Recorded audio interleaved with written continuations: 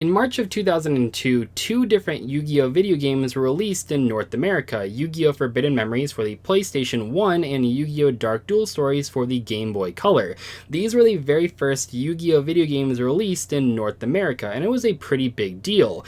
However, these games don't really follow the original Yu-Gi-Oh! Rule set, even by old school Yu-Gi-Oh! Standards. You don't have to tribute summon for big monsters, you don't have to use polymerization to fusion summon. There are also type advantages and disadvantages between cards, and it's just a really weird situation. That's not to say these games aren't fun though, because they certainly are, and they have their own charm, and I know they have a huge fan base, but it wouldn't be until October of 2002, so several months later, before we would get the Eternal Duelist Soul, which is the very first Yu-Gi-Oh! Game in the North American market that actually had the actual rules for the physical trading card game. Back in the day, this is how I learned how to play Yu-Gi-Oh! I didn't really know how the card game actually worked. I collected many of the cards before playing Eternal Duelist Soul, but this was a really big deal. Eternal Duelist Soul is still, in my opinion, one of the best Yu-Gi-Oh! Games ever released. While it might not hold up today in terms of the graphics and a couple of the other issues that I'll talk about in today's video,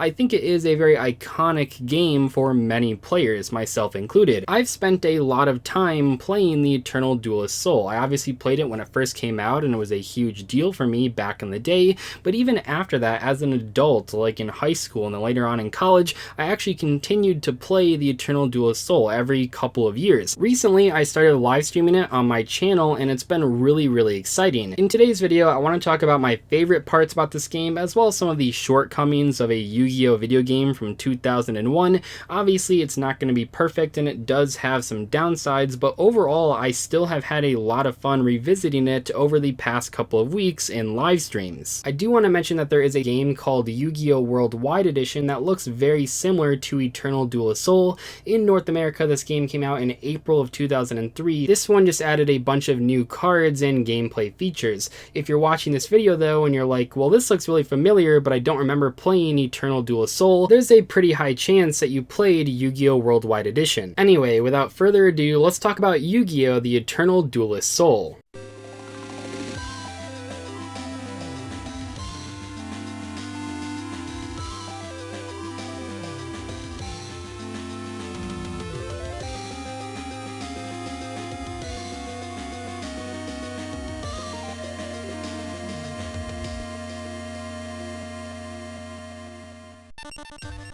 One of the things that I noticed immediately when I first started playing this game once again, that the music is kick-ass. I mean, it really rocks. I love the main menu music, I love the duel music. I think that is one of the biggest selling points of this game with a modern lens. It obviously sounds very retro, but I think it works with the context of when this game was released back in 2001, and it really makes playing the game an absolute delight. The campaign in this game doesn't really have a story mode per se. Basically, you just challenge iconic anime opponents, and as you keep playing, you advance the in-game calendar that it keeps, and as you keep advancing the calendar days, you get more and more free stuff, and even some cool tournaments later on. There's actually a national tournament way later in the calendar, which on my actual save file on the physical game that I own and have owned since way back in the day, I actually have beat the national championship, which is really exciting. Just for some context here, in my actual save file of this game that I own, I've actually made it through an entire 1 year cycle of the calendar, which is really crazy. I've played this game quite a lot.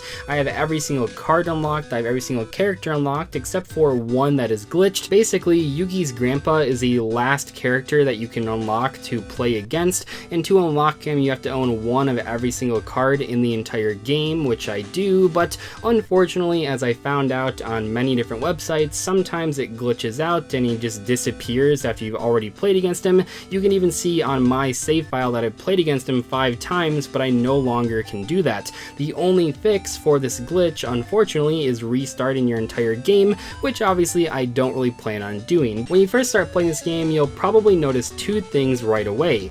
First off, the background is really hard to look at, it's very disorienting. I'm not really sure why they went with that choice. I don't think a moving background is an inherently bad choice. Obviously, I use a moving background in all of of my videos, but I think it moves way too fast. I do understand why they made this decision though, because without the moving background, the field would be a little bit too static, but still, maybe they could have slowed it down just a little bit. The second big thing you'll notice is that the cards do not have artwork on the field, or stats, or anything along those lines. This is probably due to hardware limitations from back in the day, but it can be a little bit strange when you first watch gameplay or first play the game. You can certainly still find that info though. You can just hover over the card to see its stats, and you can click on it to see its artwork and its effects. And also when a card effect is used or when a card is played on the field, you can see the artwork then as well. Admittedly, the animations for many of the actions in this game are pretty slow, but luckily they have a few ways around that. You can hold B while in a game during any point,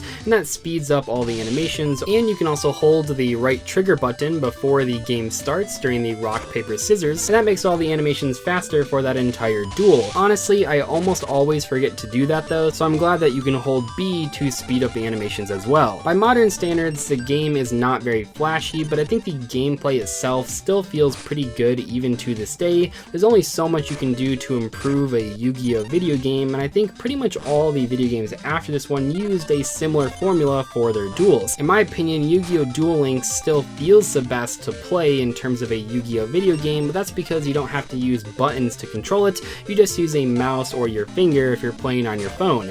For a release that requires button presses though, I think that this one pretty much stands up against the more modern releases. There are a total of 819 cards that you can collect in this game. All of them are playable in some capacity except for the 3 Egyptian god cards, which don't even have effects. Other than that though, you can pretty much play whatever you want to, at least one copy of it. Things like Graceful Charity and Pot of Greed and Regeki and Monster Reborn, those cards are all legal in this game. There are 2 ways to collect cards in this game. You can open them from packs that you can get either by playing against opponents, and every once in a while you get a Yu-Gi-Oh! Magazine which has cards as well. Or you can enter a card password, which is that little code on the bottom left hand of any Yu-Gi-Oh! Card, and you can unlock 1 copy of every single card that way. I think it actually is a pretty good design here that you can't enter the same password multiple times, so while the password system can certainly make your deck a lot better than it normally would be, especially early on in the game, if you want to build a deck with 3 copies of all the best cards in the game, you'll have to actually play enough to pull the second and third copy from packs. For the most part, the cards in this game work the way that they're intended to. There are a couple cards that are glitched in certain situations. For example, if you have a Tribute of the Doomed and you don't have any cards in your hand, you are still allowed to use it and pop an opponent's monster. And there's also a couple weird interactions with Giant Trunade and cards like Snatch Steal and Call of the Haunted. Overall though, between the thousands upon thousands of weird interactions that you can have in Yu-Gi-Oh! Even with a smaller card pool like this game has, I think it works pretty well, especially by 2001 standards. I think that the unlockable opponents that you can play against in this game are all great choices. You have pretty much every single iconic old school anime character that you remember from the original series. All the characters have their own decks and their own cards and their own opening lines. I think they did a great job of making all the characters really feel unique. I don't have gameplay for this, but also you could trade with your friends or duel against them. These are pretty much 2 staple things that you want in any Yu-Gi-Oh! Game. The game has a record feature which lets you see your win-loss and draw ratio against all of your opponents. Certainly you could go through each menu of the campaign and manually see your win-loss ratio, but this way you can just kind of flip through and see if you're struggling against any of the opponents. But the game, of course, is not perfect, so I want to talk about some of the biggest issues that it has.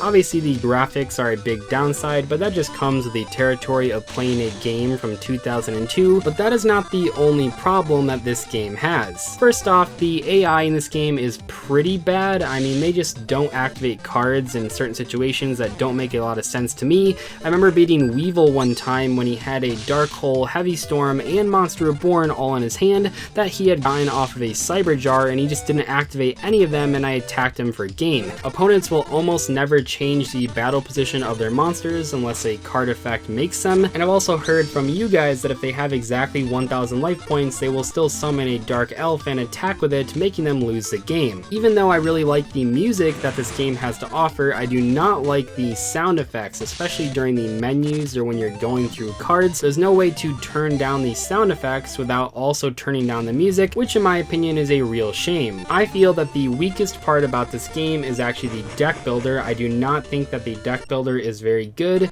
I think that over the years, Konami got better and better at this part of a Yu-Gi-Oh video game, but this one, it just isn't good. There are filters and ways to reduce how many cards you're looking at and then try to find which one you want to add to your deck, but even with using those filters, the entire time that I'm deck building in this game, it just feels very, very unpolished. As you can tell, I have a lot of nostalgia for this game, and I really do love it. Yes, it has some issues, and yes, it's very, very old, and the graphics are not really up to par with modern releases, but even with those issues, I still enjoy playing this game to this day. I met many of my best friends through Yu-Gi-Oh! My current job deals with Yu-Gi-Oh! And by teaching me how to play Yu-Gi-Oh! And getting me excited to go to tournaments, as silly as it sounds, this one game had a huge impact on my life. Yu-Gi-Oh! The Eternal Duelist Soul is not a flawless game, but it does mean quite a lot to me. Anyway, I hope you guys enjoyed today's discussion video. I'll see you in the next one. Goodbye.